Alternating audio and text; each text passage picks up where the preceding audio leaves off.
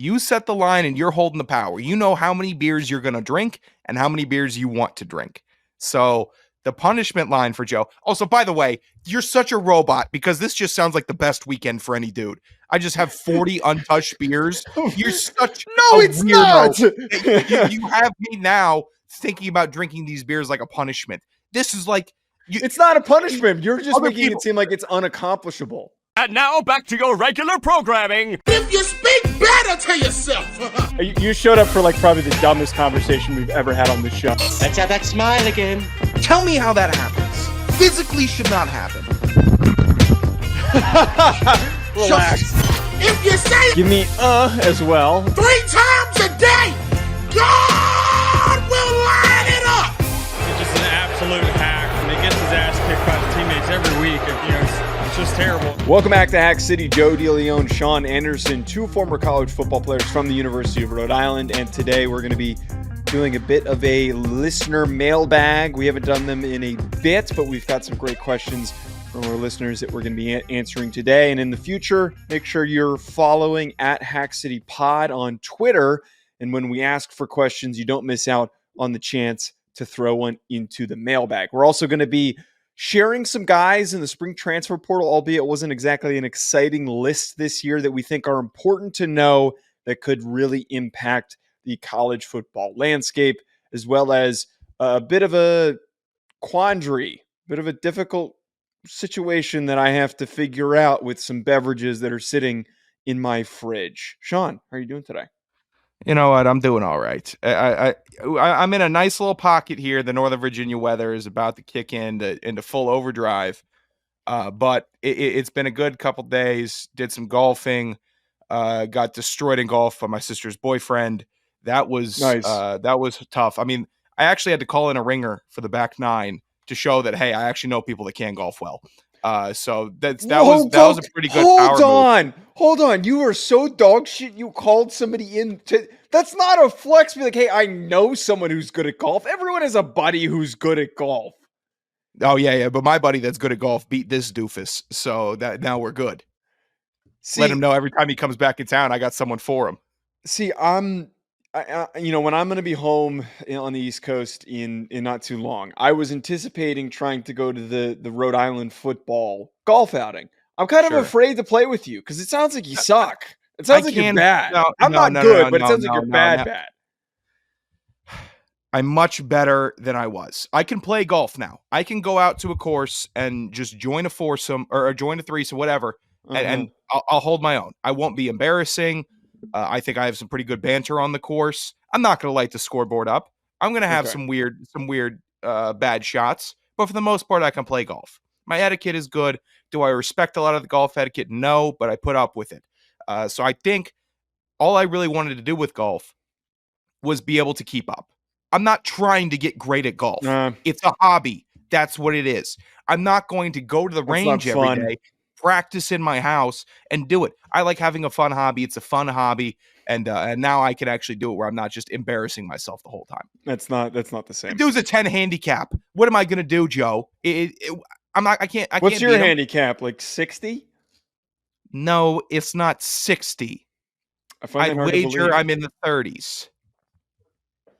It's still pretty terrible. I'm sorry, I cut off your read. I'll let you finish. I haven't even started the read, dummy. But now I will. Bet online. That's where you should be gambling. All your summer sports this season, MLB, golf, NBA, NHL playoff stats. Congrats to the Sixers. Excited for their run. They're going to be great. Oh, no, you're not a Sixers fan. Are you a Knicks fan now that they're good? Or are you Clippers. You knew this. I'm always been a Clippers fan. All the latest stats, news, and scores available. To follow your favorite teams, head to the website today. Use your mobile device. Get in on the action. Bet online where the game starts. The Celtics are just going to make a run, I guess, and I hope the Nuggets beat them again. I hate the Celtics. I hope they get stomped out in 4. But I also have a close personal friend who is a diehard Celtics fan. So I'm saying it on here, and I won't say it in real life to him. So that's just where I'm going to let this out. Don't be a coward. Go Nuggets. Don't be a coward. Fuck shit to his face. All right, so I want to get to first, before we get to the mailbag questions, we always try to have what's the word I'm looking for? A coherent topic before we get to the craziness. That will come. I want to talk about the transfer portal. So the spring portal opens up. There was a lot of hype. A lot of hype from certain outlets and certain folks in the media that were making it seem like there were some big names to come out. Now, there still is an opportunity after this upcoming weekend's spring games for some more bigger players to enter the portal. But what I've noticed, Sean, that there have been a lot of underrated defensive linemen. This is a period of time where I think a lot of teams are really thin in the interior of their defense, and they're trying to go and find some guys. So I each want to share two guys that we both think are really important for the upcoming season that have entered the portal. My first one on that theme of talking about defensive linemen, Simeon Barrow Jr. from Michigan State is somebody who I think is very, very integral for the success of whichever team gets him. It sounds like LSU is being very aggressive and going and trying to make a play for him. There are going to be other SEC programs that are trying to make a move. But as I mentioned, it is hard to get good defensive line talent. And Barrow Jr. was somebody who I spotted when I was doing my scouting during the year for RPM and watching a lot of Michigan State games. They've got a linebacker that I really like. And then Barrow Jr., I kept writing him down. He's very quick-footed. He's very powerful, low to the ground type of a guy. And I think that he is the disruptive caliber guy that if he's put in a situation that's a lot better than Michigan State's, he could be productive. I'm not saying he's going to be a world beater, but he is the type of player that really, really boosts the presence of a defense. I think that's a fine pick. My eye went to the other side of the ball in the trenches. Someone on the offensive line that just stunned me, thinking, oh, this is going to be an impact player wherever he lands. That's Marcus Bryant from SMU. I talked about him last year. He was their left tackle all season. He's a stud. 6'8", fast feet, long arms, good build, heavy enough to take a bull rush, fast enough to get outside and block a corner if needed. This guy is an impact offensive lineman. Per The Athletic, he's drawing eyes from Washington, Mississippi State, and TCU. If any of those three teams add him, they add a win on the year. I would contribute one win added to your team at least by adding Marcus Bryant. That's what I'm equating it to. I'm not saying he's a quarterback going to come and change your whole season, but he's going to get you a win by stopping a crucial strip sack in some game. That's who I've got my eye on first and where he lands. Very excited for him. Well, this is why I wanted to do this segment, because it's, the winter portal, it's so easy to go, oh my God, Riley Leonard's in the portal. It's so easy to say that all these premier guys are quarterbacks and running backs and receivers and safeties are going to completely change the outlook for an upcoming season. But this spring window, I think, is really different for what we end up seeing. I think it's going to be a lot of tackles, a lot of defensive linemen like we've already gotten a glimpse of. I'm going with a guy, though, who is a bit more of an obvious pick, and I wouldn't be shocked if he isn't your second pick. Damian Martinez, the Oregon State running back. That is so stupidly obvious. But it has to be talked about because right now it sounds like Miami might be the likely landing spot. Don't have any sourcing. That hasn't been confirmed. But it seems like that makes the most sense. They did have some running backs enter the portal. I think if Martinez ends up at Miami, that is the final missing piece that they need to take that next step forward.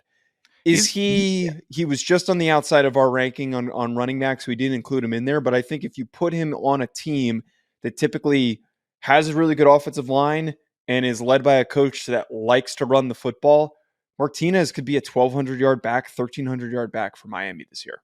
He's got great juice in the backfield, and he embodied a lot of that underdog Oregon State mentality last year. Loved it. Didn't care who he was playing. He was going to try to run through your face. He was going to try to get into the end zone. He's the obvious number one for the spring portal. But Joe, my second was another running back, and this is going to be, I'm going to have to double back and make a media apology. Oh, I know who you're This is going to be Penny Boone transferring out of Louisville after he transferred from Toledo to Louisville already. So when I put him on an honorable mention before the running back show, not 20 minutes later was it announced that he entered the transfer portal. Regardless, he's still a good enough player to keep your eye on. He had how many yards? 1,400 yards at Toledo last season. He's a beast. He's awesome. And you're thinking that, okay, he's playing in the MAC. They can't tackle. They can tackle. They can hit in the MAC. They hit hard as hell in the MAC. So he's a really good running back. And now I guess we're going to see where else he lands. I'm keeping my eye on him. I like these MAC guys that move up for sure. They play with a good edge because you're moving. It's pretty obvious you're moving up from the MAC to the top level to try to really make it to the NFL. You can still make it in the MAC, but he's making the big push. Yeah, I don't think you were off base for bringing him up the other day. It seems like him re-entering has a little bit more to do with some NIL turmoil that's been going on with Louisville, because there's been some other guys that have been a little bit more public about it. I don't know what the situation is. I'm sure that in a couple of months, we're probably going to find out what actually happened. But he's getting looks from Washington's one of the ones that has been brought up. And I think that would be a tremendous fit to go play for Jed Fish, for a team that's trying to replace and move on from Dylan Johnson. So he's going to be highly sought after. But Boone has the frame to take a lot of carries, and he was very productive. And you just talked about how good he was in the MAC. It's funny how we're still talking about running backs. There's just so many. I know. I love them. I wish I don't know. I can't help it. They just are the most, for me, they're the most exciting position in football, just because it takes so much to be good at it. All right. So before we get to the mailbag questions today, I want to first start off with a picture that's been circulating on Twitter. I sent it to you. I resent it to you. I sent it to you yesterday, but I just resent it to you now if you want to pull up your Twitter DMs. So Blaine Gilmer tweeted out a picture of Kentucky quarterback Brock Vandagriff, formerly of Georgia. I have been one of the advocates for Kentucky to be a big, underrated player in the SEC because they went and got Vandergriff, and I think that he has not been given the opportunity to shine. He's got all the traits. But said picture, which I will throw up on the screen right now as I am talking, depicts and shows Vandergriff wearing one of the thickest flannel shirts that he could have possibly found. Yeah. Over 35, 45, 55-year-old sunglasses, a camo hat. Said shirt is tucked in with the blandest brown belt with a golden buckle. Looks like it's about $10 from Walmart. A very cheap pair of jeans. And then to cap things off, he has his cell phone, his iPhone, clipped to his belt. I can't tell if this guy is 60 or if he is 25. This is insane. Where is he from that he is dressed like this? He looks like he has a mortgage in this picture. I don't know if he's doing a bit. That's the problem. I don't want to be Mark that's sitting here like, falling for the Brock Vandagriff bit. He's from Bogart, Georgia. I don't think there's a bit, man. Okay, I'm gonna look up where Bogart, Georgia is. I mean, why is this the problem? It's not the fit that's the problem. I think the phone clip is him trying to be funny. I think the fit is the problem too. I think it's the country ass neck and a little bit of that neck beard curling down. He also looks to be very happy in the photo. Like, hey, look at me, I'm tucking in my shirt and I'm happy about it. Okay, that's the bit you're going with. Oh, I'm new to this side of college football quarterbacking. It's doing a little too much. He's doing too much here. Relax a little bit. Just relax. Be a normal quarterback, Brock, please. This is just not normal. Bogart is a little bit outside of Athens, by the way. I looked it up. I don't know if he's doing a little too much. I think he's just a couple years ahead of himself. I think it said he was 21 years old, which is insane. When do you think you're gonna give up and start putting your phone on your hip? When do you think you give up and do that? Well, okay, I think the better question is when do I give up and start doing when do you start dressing like a dad? Like he looks like he owns a construction business. He looks like a guy that is going to be walking onto a construction site, and he runs an operation building local houses in his community in Georgia, in the suburbs outside of Atlanta. I don't know, man. This is something I've actually kind of thought about. Like, when do you stop giving a shit on how you look? I'm not saying that he doesn't care, but it's more so when you're not trying to stay up with current fashion trends. This is like he couldn't be any further away from what any other quarterback in the country is dressing like right now, or 21-year-old for that matter. Maybe that's the point. Maybe that's what he's trying to do. I mean, the glasses are all that set of glasses if the aliens ever come down, right, and we're trying to show them the best of the humankind, music, art, engineering, the one thing that they shouldn't see is those awful goddamn glasses that I guess just people in the South wear. The thick black frame, tinted lens, weird blue aqua color, terrible, awful glasses. I can't stand them. But for a pro for Brock, I mean, he's well put together. He's got a good build. He's pulling the look off if that's the look he's going for. I'm going to give him props. Like if this is the look he's going for, he nailed it. Absolutely nailed it.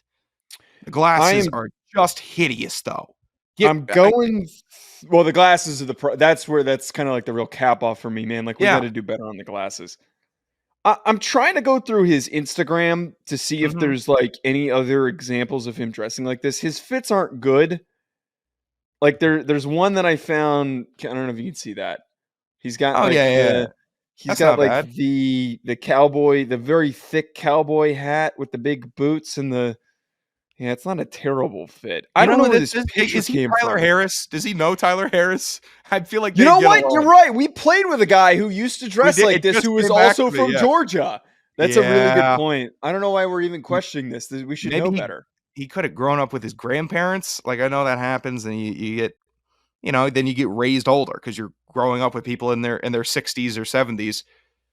Gosh, yeah, this is like looking at Tyler Harris for the first time all over again. It's giving me a little. I just hope that this is how he dresses when he goes out to parties. Like I need to know that this man shows up at the bar when he's going out, shirt tucked in, thick ass bad belt, and the most bland blue jeans that he could have put on. I tell you what, I bet that look kills in Kentucky. I bet that kills in the Kentucky bars. I think he's got a girlfriend. I think he's got a girlfriend based on his Instagram. Yeah, that's a good point. What do you know? I don't know why I'm over here hating. I just don't like the glasses. I think the glasses are stupid. The only thing I will say though is I really hope that if he does get drafted, and I'm hoping that he does end up being like a startable quarterback, that this is how he presents himself. We need more of this energy in the NFL. Why is he trying to get on my Brett Favre list? Honestly, he might be doing that. All right. So next up, tall Brett, not Hick Brett Favre, although Hick Brett Favre is just Brett Favre. So that doesn't work. Next thing I want to get to.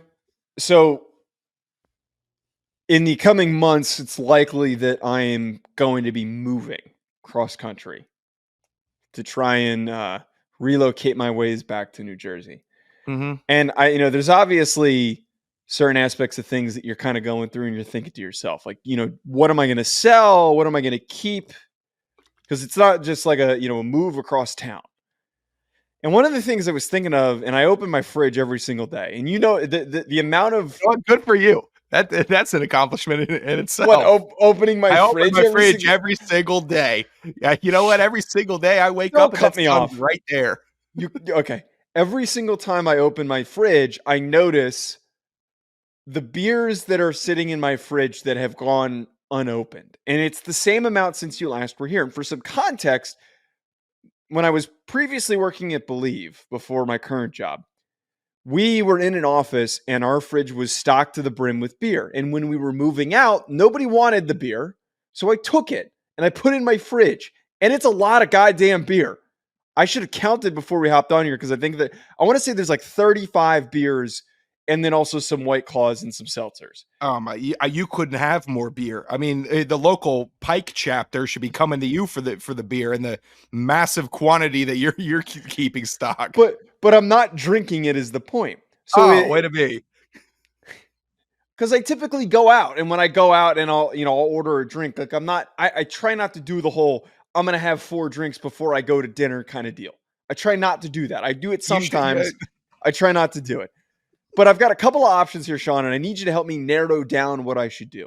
Okay. The first option is find one of my buddies out here, and I ask them if they want it. Unlikely that they will, but I ask who wants it. Okay, that's one of the options. The second option is I pack it, and I just put it in the truck, and I hope that none of it shatters.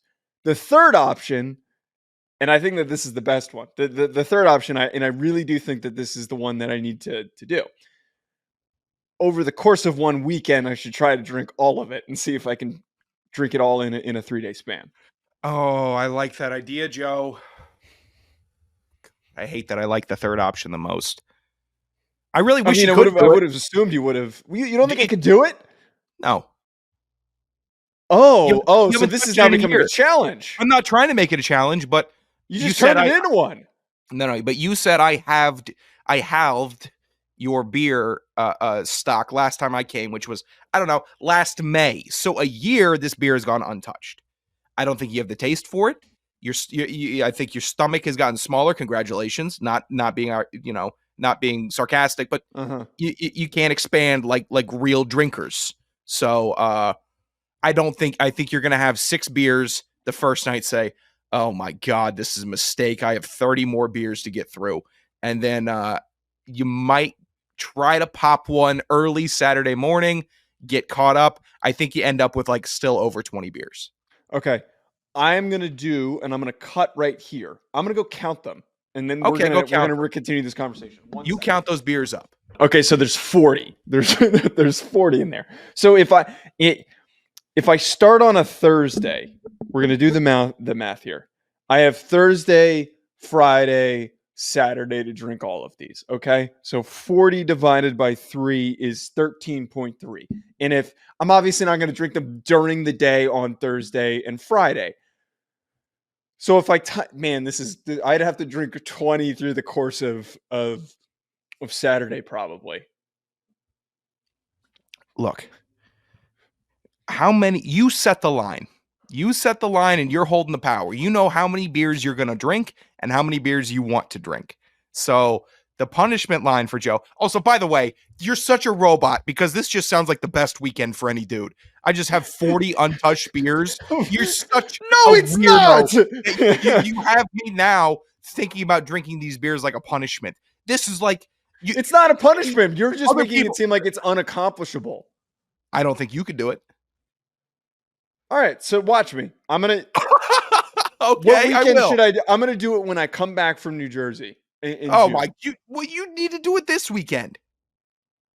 I can't. No, we're the week before the draft. I'm not doing that. I have media hits this week. I'm not. No, that's a horrible idea. Okay, fine. Here, you know what? This is what I'd like to do. I'm gonna be blacked. I want you to. Whenever you set this time frame, give me the amount of time it took you to crush those 40 beers. And then at some point, maybe I'll just crush my 40 and I'll show you how it's done to crush 40 beers. Don't give them to your friends. Don't give glass bottles to your friends because that's just passing off a burden. Don't travel cross country with a bottle. Canned beer, sure. Travel with those. But I think at the end of the day here, okay, you are left with over 10 beers easily.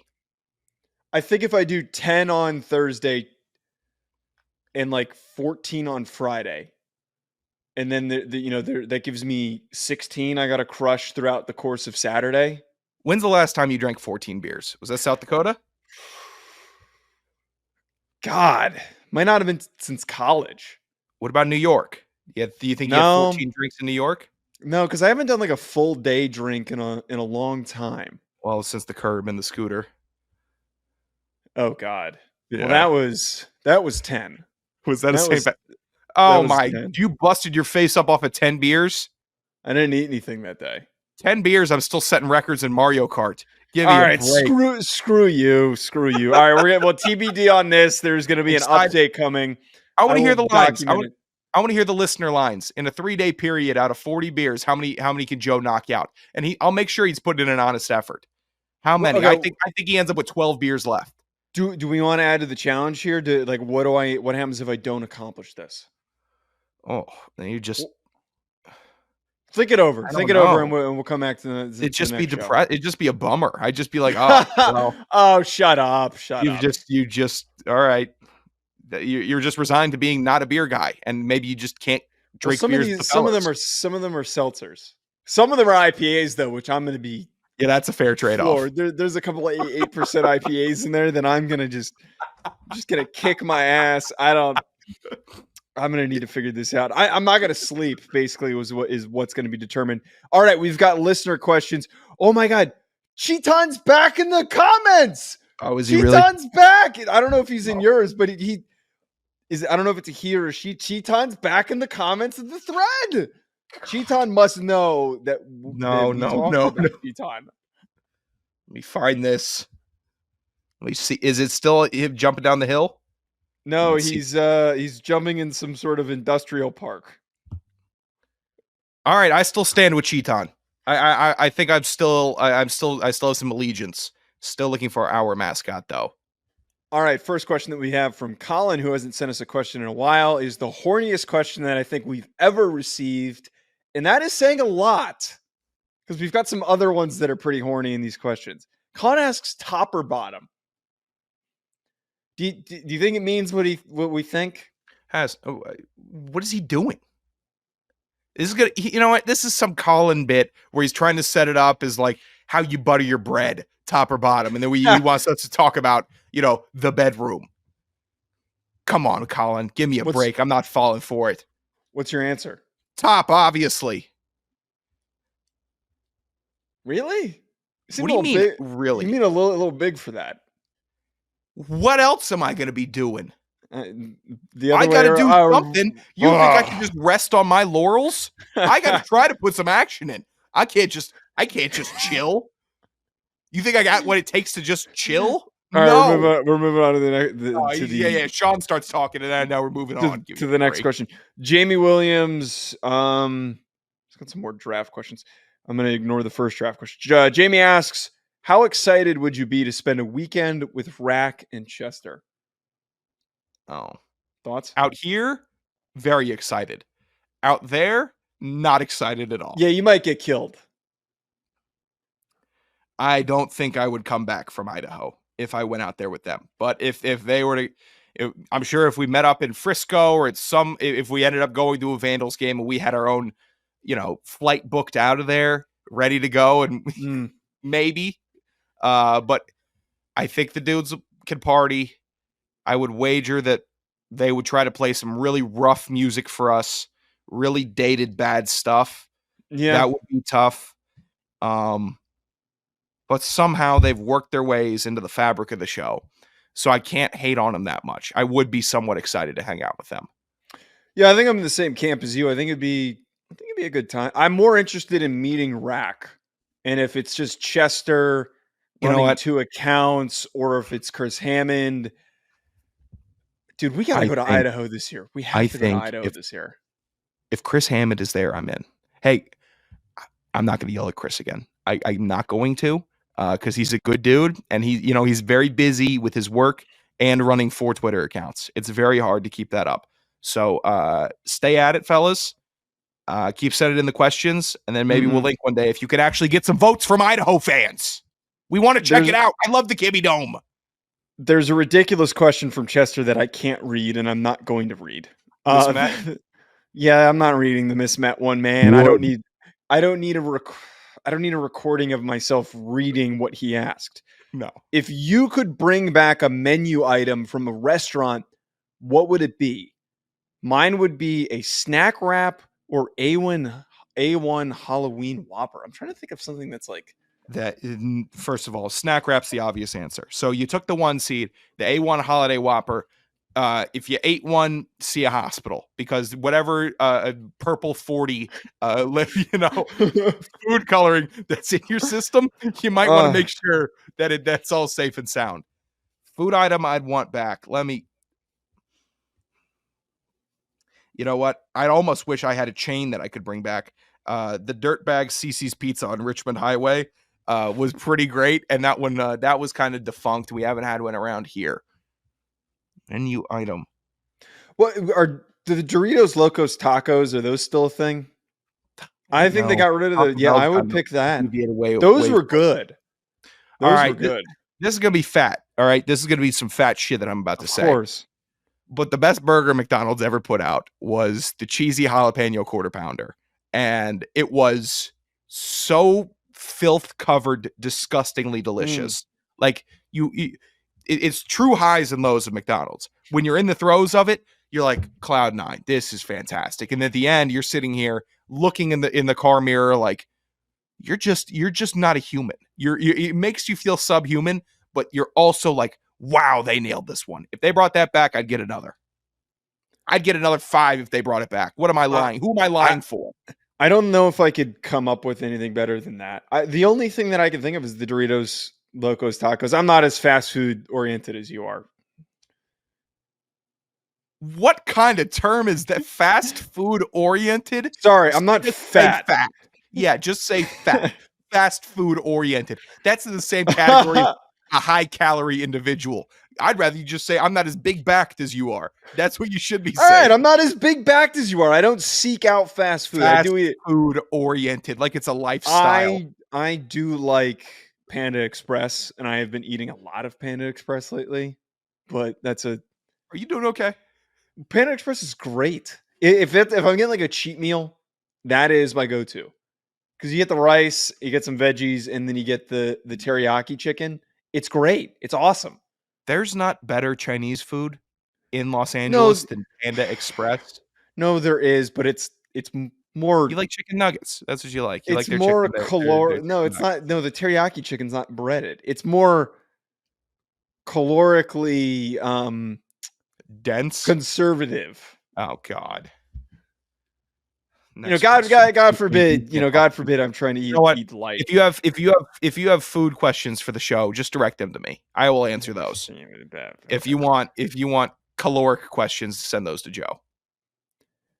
Chester also asks, if you were a WWE superstar, what song would you have play as you strut out to the ring? Mine would be The Loophole by Garfunkel and Oates. It's a great question. I think about this question often. It would be Fucking in the Bushes by Oasis. That is the song I would go with. It's a song that was incorporated in, I think, the best movie fight scene ever. And that it's got such a nasty guitar lick that I would walk out to that. I thought, my whole life, I thought Oasis was like just the dudes singing Wonderwall. And I thought they were like this soft ass band. And then I heard this song and started doing some digging, and they kind of were like trying to be real rock stars, tearing down the hotel rooms and stuff. So I'm in on that. Fucking in the Bushes. I wish it had a different word, a name. That's just what the song is called. There's one song that I've been kind of hooked on recently that might fit that. I was expecting you maybe to pull. That sounded like you were pulling something that you were trying to be comedic, and that's not the case. No. Invisible by Duran Duran. It's played in the last episode of season 2 of Invincible, and it's probably one of the most intense songs that I've found. I mean, I would probably say that one. That's one of my favorite songs right now. What would your wrestling style be if you're going in WWE? I mean, you would have to be a flyer, right? Your size. I guess I don't know. You have to get on the turnbuckles. I don't know what any of this means. This is all going over my head. I don't watch WWE. Neither do I. I don't watch WWE. But you have to know a little something about wrestling. I don't know anything about wrestling.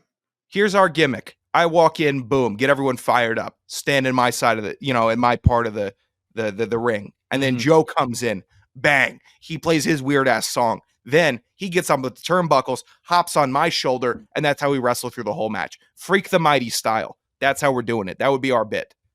That's the only gambit we could do. Yeah, none of that means anything to me. I couldn't register any of that. I would wear shoes, football pants, and I'd be shirtless. And then you would have the football jersey, the helmet, and you would be pantsless. So am I balls out? Am I balls out? No, okay. Maybe like a jock strap or something. We would just be one 11-foot tall football player. That'd be our wrestling gimmick. I don't think we'd be very coordinated. I'd be the head. No, I can't be the arms too. I mean, I got arms also. If you could stay so up there, we're going double arms. Is that the approach? We're going double arms, and I think the finishing move is I'm gonna get you off of me, maybe in like a full throw me. I'm gonna throw you, and then you're gonna have to do some kind of fantastical somersault flip then you take out. Well, I could do if you throw me right, I could do some sort of a kick. Like if you threw me, if you kind of like turned me and if you had me like horizontally and you kind of like spun me and threw me, I could in feet first. Maybe I could do like some sort of like you a chest go feet kick first into Roman Reigns. You want to go there? No, I gotta get you going head first. No, head first isn't gonna do anything. What are you talking about? He can probably punch me out of the air if I'm coming head first. While he's doing that, I'm taking out his body. So I'm just a decoy to you. You're going to be a bit of a decoy. Screw you. Hey, Matt. Unfortunately, I'm the mastermind behind our wrestling operation. If you have a better idea, you could take it up with me. I think my idea was pretty good.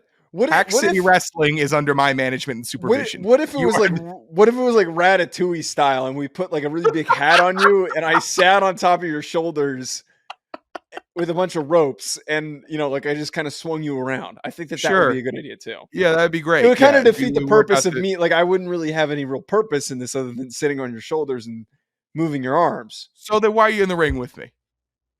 Would you put on like a little mouse nose and maybe a tail? Sure. Yeah, we would be okay. If you're willing to do that, I'm willing to play the. All right. See, that's compromise. This is something you can bring to my office anytime. Your office? You don't have shit. I'm supervisor of wrestling. At Joe DeLeone, at Sanderson Radio. Folks, hit the subscribe button. Drop a comment below. Leave us a 5-star review if you're tuning in on audio. We'll be back with more. Enjoy the rest of your week.